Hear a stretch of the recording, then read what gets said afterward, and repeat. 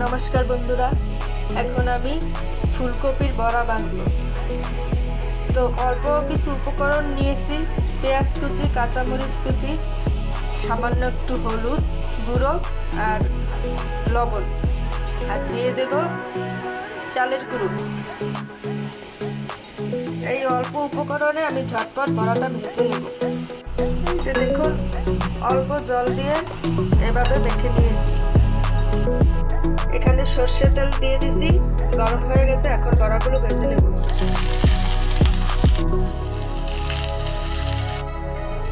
এই যে দেখুন, আমি অল্প আছে বড়াগুলো ভালো করে ভেজে নেব। এই যে দেখুন বন্ধুরা, আমার বড়া ভাজা হয়ে গেছে।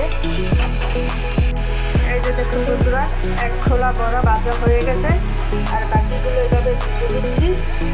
তো আপনারাও এইভাবে ফুলকপি দিয়ে বড়া ভেজে খেতে পারেন, ভাতের সঙ্গে বা শুধু শুধুও।